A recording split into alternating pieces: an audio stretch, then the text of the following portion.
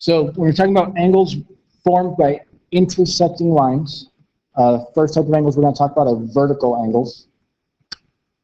Vertical angles are when you have two lines that are opposite each other, or two angles that are opposite each other when the two lines intersect. So if you have the lines intersect,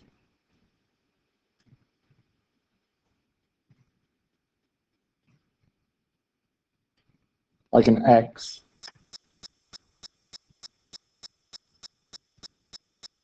the vertical angles are the angles that are opposite each other, they're across from each other. One on the left, one on the right, or the one at the top of the X and the one at the bottom of the X. So the red pair, those are vertical angles, or the blue pair, those are vertical angles.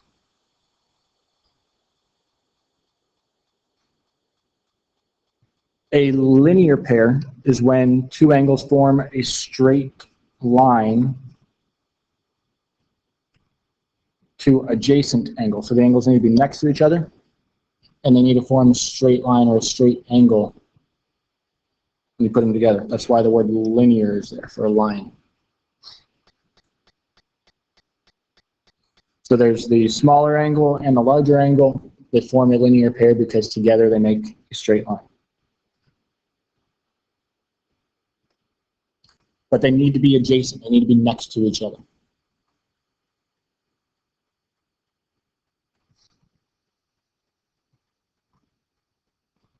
So with vertical angles, there's a pretty big yet easy concept that comes with it. Vertical angles are always congruent, meaning they always are equal. They're the same measurement. So angle 1 and angle 3, those are vertical angles, which means they have the same measure. They are congruent. And angle 2 and angle 4, those are vertical angles, so they are congruent. And with the angles, you use these little arcs to show that they're congruent. One arc shows that it's congruent to the other angle that's got one arc, or we could do two arcs to show that they are congruent to each other.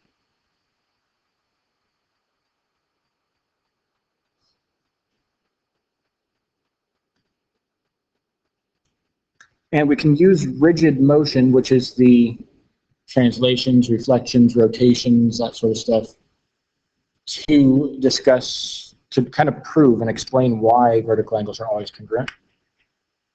And pretty easy, if you're looking at angle 2 and angle 4, if you were to draw a straight line through that, through the pair of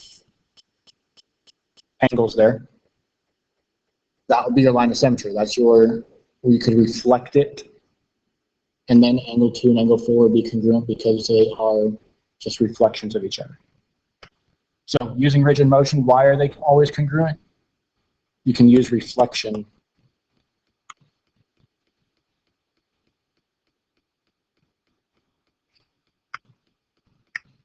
to show that angle 2 is congruent to angle 4. Or you could draw the line horizontally and show that angle 1 is congruent to angle 4.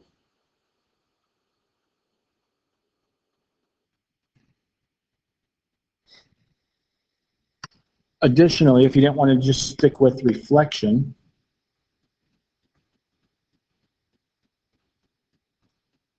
if you just pick the center point right there, you can also rotate that whole figure around.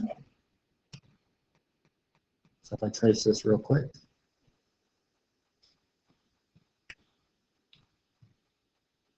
you could rotate the figure 180 degrees and that would match up also.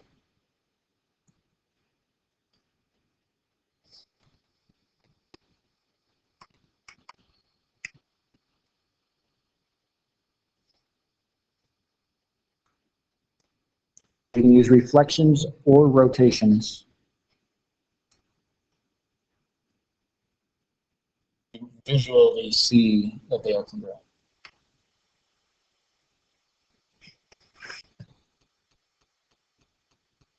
So kind of a big part of this whole chapter is going to be solving for angle measurements.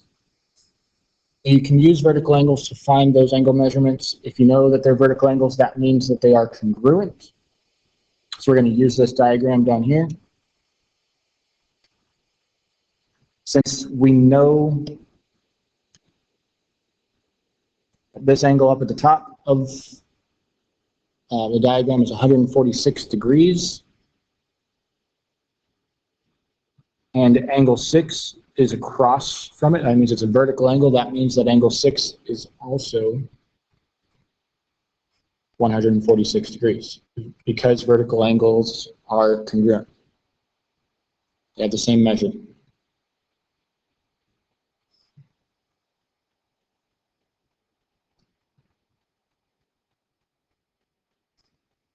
Now, angle 5 and angle 7 are also a pair of vertical angles. They are across the x from each other, which means that they have the same measurement.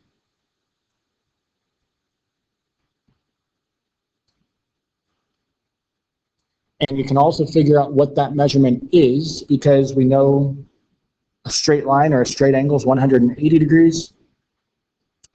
So if we took the 180 degrees for this straight line or straight angle and we subtract the angle that we know is 146,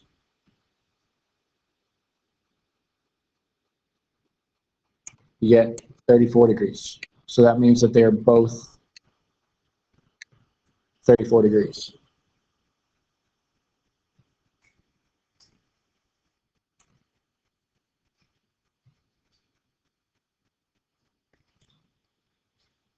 The measures of two vertical angles are 58 degrees and 3x plus 4 degrees. Find the value of x. Now, since they are vertical angles, that means that they are equal. So you can write an equation and then just do a little bit of algebra. Solve it.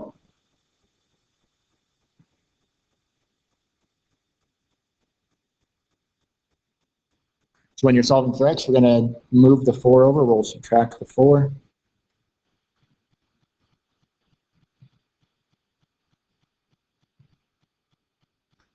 And then divide by 3.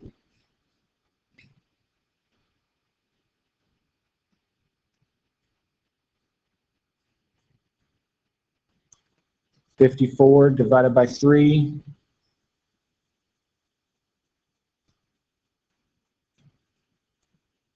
$18. So x equals 18.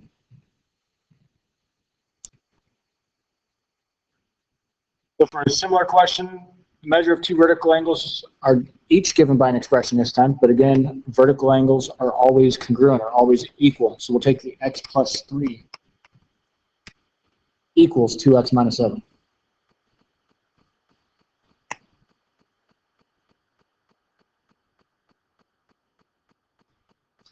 And we'll solve that for x. So we'll get our x's together, minus x. So 2x minus 1x is x.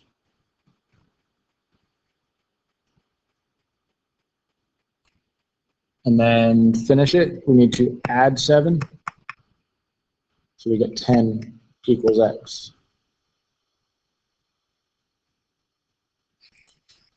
So that's the first part of the question. Find the value of x. And then it says, what's the measure of each angle? We need to plug that back in. Now, since they're equal, it doesn't matter which one you plug it in, they're going to have the same measurement. So if you plug in 10, 10 plus 3, you get 13. Plug in 10, 20 minus 7, you also get 13. So it doesn't matter which one you plug it into, but the angles are 13 degrees because x equals 10.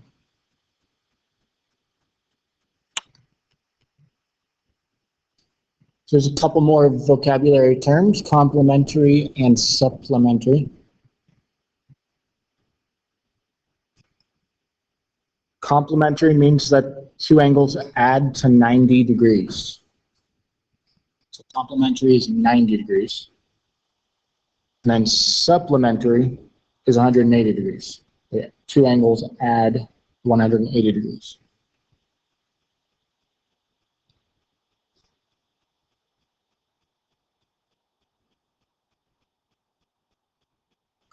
So earlier we said that the linear pair makes a straight angle, which is 180 degrees. So linear pairs are always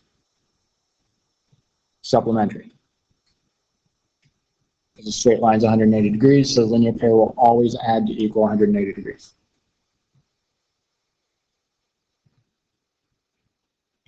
So we can use all of that to solve for any angle that we want in this more complicated looking diagram.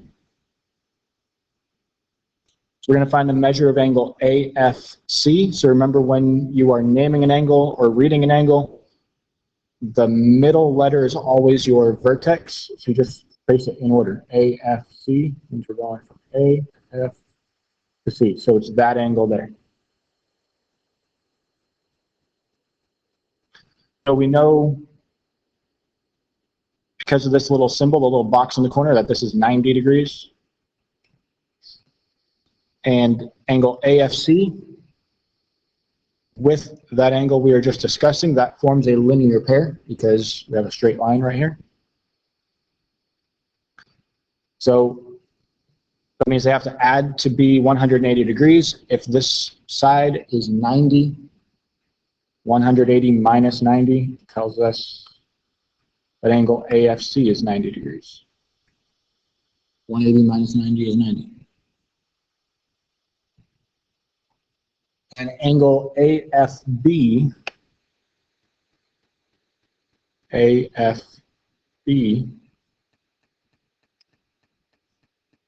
it's just this blue portion now. So we knew that AFC was 90 degrees and angle BFC is 50 degrees, as marked right there, which means that they are complementary because they add to 90. So that means if this is 50, we have 40 degrees left over for angle AFB if we subtract 90 minus 50.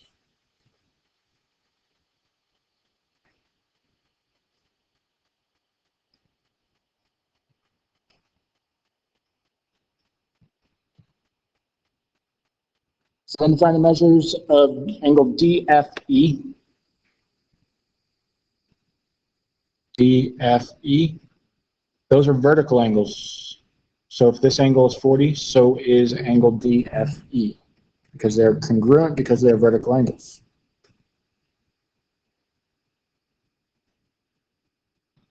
And then angle AFE, this large angle down here, you could combine these two angles, because then that would make a pair of vertical angles.